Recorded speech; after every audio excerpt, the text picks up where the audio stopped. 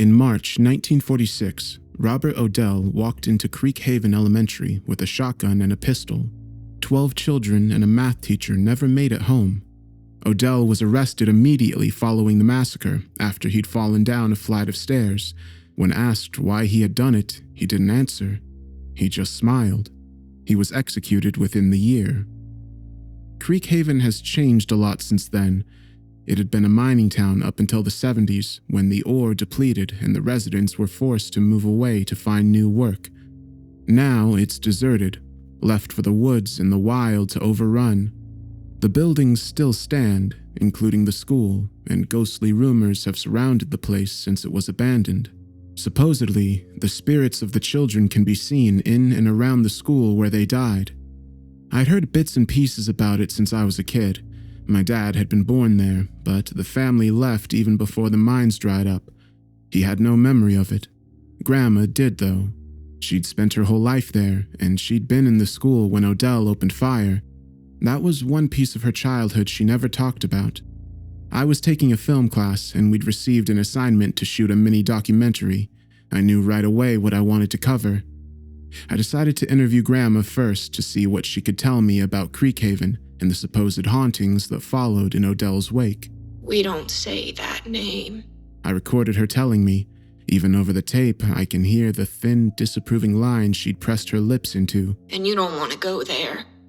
Terrible memories left it ruined." My voice comes up after a moment of silence. "Do you remember that day?" There's a squeak of a chair as Grandma shifted uncomfortably. "Of course I do. I knew all of the victims. Some had been my friends. You don't forget something like that. Never. Never." After so long, her voice was still raw with pain. I shut the tape off after. Even as a high school kid, I knew there was some things you shouldn't push. After it was done, Grandma got up and walked into the kitchen. She asked me what kind of cookies she should bake for me to take home. I didn't bring up Creek Haven with her again. That didn't push me off the project, though. I recruited my friend Nicole to act as camerawoman, and we picked a date to drive out to Creek Haven. Despite its bloody past, neither of us believed that it was truly haunted. My documentary was meant to cover its history and the birth of an urban legend. I called it The Making of a Ghost Town. It was overcast and humid when we left.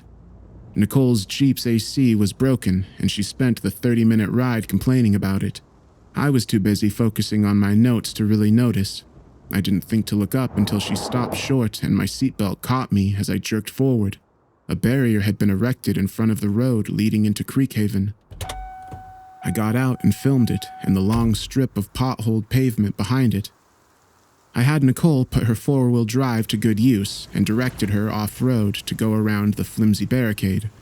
I held the camera out the window, catching shots of the trees lining the way in and the first glimpses of houses, sagging and in disrepair in the distance. We slowed to a stop when we reached what had once been Main Street. I had dug up old photos of the town over the years, and Nicole and I went through the pile to find the ones that matched the spot we were in. I wanted a montage of then and now comparisons to open the documentary with. "So when do we get to the school?" Nicole asked. She was eager to get to the haunted part already. Soon. Oh, come on.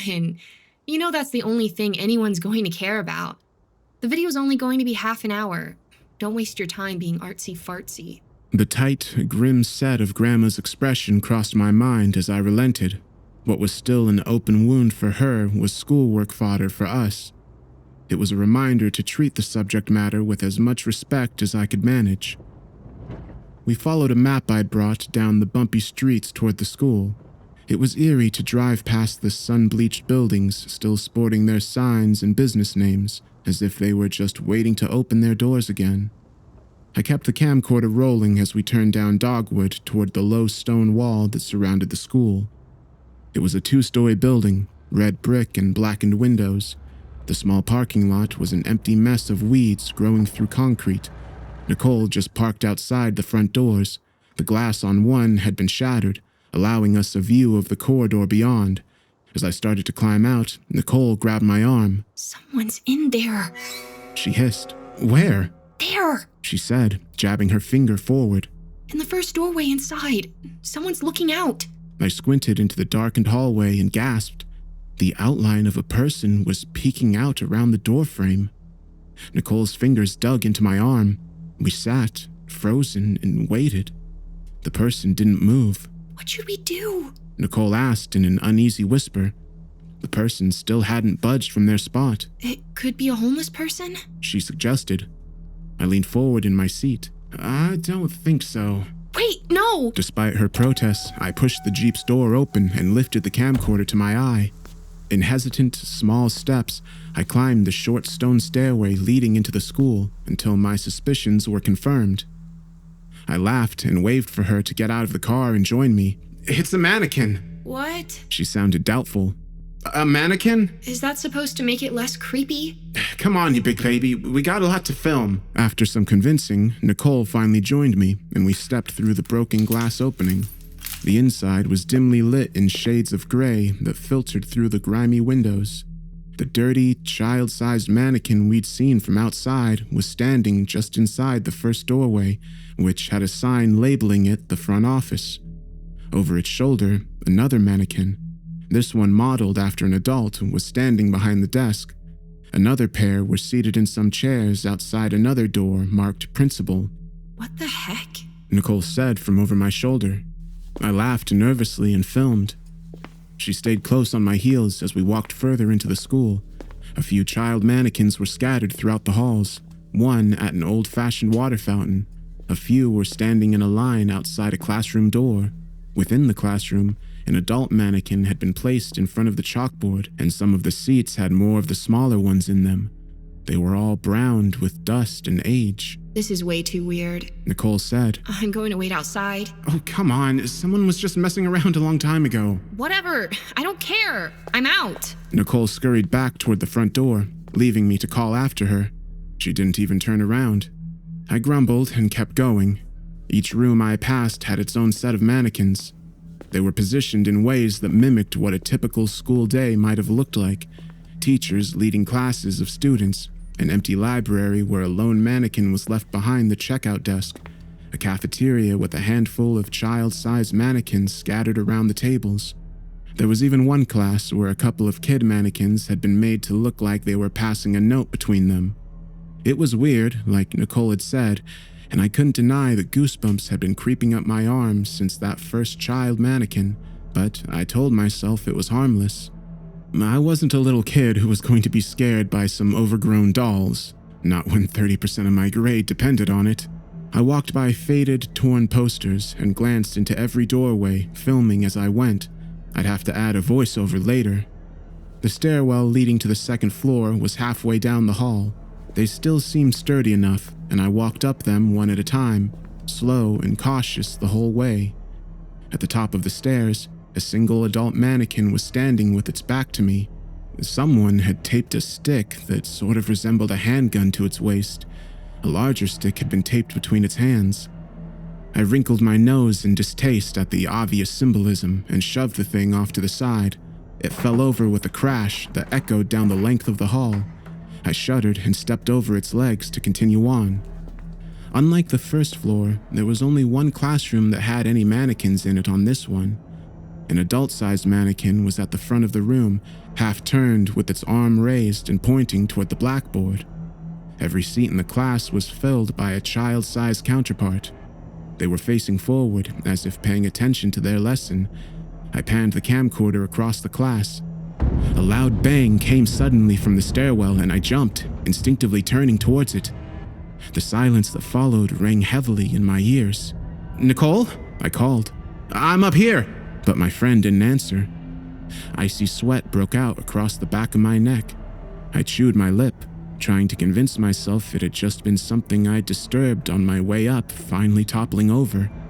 My thoughts were cut short by the soft murmur of childish whispers coming from within the classroom. Slowly, even as I screamed at myself not to, I looked back into the class. All of the mannequins' heads had turned toward the door. Their blank, pale faces were fixed on me. I stumbled back a step with a short cry, my camcorder fumbling in my hands. Something creaked, low and long, from inside the classroom. Suddenly, I couldn't remember how to move my legs. There was a heavy thud, another, and then a third, like footsteps, and they were getting closer. A deep, guttural growl rumbled out into the hall. The footsteps were becoming quicker. I tore myself from the spot and ran, screaming, down the hall. At the top of the steps, my feet tangled in the legs of the mannequin I'd pushed over, and I barely managed to catch myself on the railing before pitching headlong down the stairs. Frantically, I looked back toward the classroom. Dirtied, elongated fingers had closed around the doorframe. The mannequin dragged itself stiffly into the hallway. Its head turned jerkily towards me, and it growled again. I didn't look back a second time as I leapt down the stairs, 2 at a time, and bolted back down the hall to the front door, shouting for Nicole to start the car. I was convinced I could hear the uneven, angry footsteps of the mannequin pursuing me out of the school. We screeched out of the parking lot and out of Creekhaven. I couldn't bring myself to review the footage until a few days later, when the fear had dwindled a bit and it seemed less real. Nicole didn't want to see it at all. I'm going to have nightmares enough as it is, She'd said after I told her what had happened. I sat at my desk, every light in my room on, and I plugged the camcorder into my computer. I skipped over the initial shots of the town until I got to the elementary school. Seeing the mannequins again made my heartbeat quicken, and I fast-forwarded until I got to the classroom on the second floor. There was a bang which sent the camcorder jumping and off focus. It had come to rest briefly on a plaque outside the door, and I caught the word Parker before the camera was moving again and everything became a blur. The only thing I managed to capture in my desperation to escape was a glimpse of the adult-sized mannequin standing in the hallway as I headed down the stairs. I ended up turning in a documentary on a different, much duller topic, but I kept my footage from the school saved in a hidden folder. Aside from Nicole, I was only brave enough to bring it up with one other person. "Grandma?" I said. "I know you don't like talking about Creekhaven, but did the name Parker mean anything?" Grandma nodded once, a subtle movement. Mr. Parker. He was my math teacher. His classroom had been on the second floor. When Robert Odell began his rampage, Cyrus Parker had been in the middle of a lesson. Students, Grandma included, would later say they didn't know at first what the loud noises that they heard downstairs were. Mr. Parker must have known, but he calmly told them to stay in their seats while he checked it out. The last words he spoke to the children were the same he said every day at the end of class. "Study hard, do your homework, make me proud." He had closed the door behind him. Grandma distinctly remembered the sound of the lock turning into place. The teacher in the next class over had poked her head out when the screaming began from downstairs. She watched Mr. Parker run past her toward a strange man who had just stepped onto the second-floor landing. It wasn't until the shotgun blast that she realized what was happening. Mr. Parker took it in the stomach and he growled. He had jumped onto the shooter and both fell down the stairs. He died lying atop that monster. Grandma looked away and dabbed her eyes. Held him down until there was no life left in him. If he hadn't. She trailed off, and I didn't ask anymore. I don't know who put the mannequins in the school or why. Maybe it was an art project. Maybe it was a planned memorial that never panned out. I've never found an answer. But 13 innocent lives were lost in March of 1946. Since then, it's been said that the ghosts of the children haunt the school grounds. I believe it. And I know they're not alone. I know that Mr. Parker never got to leave either. He remains, watching over those children now the same way he did then. God help anyone who ever tries to harm them again.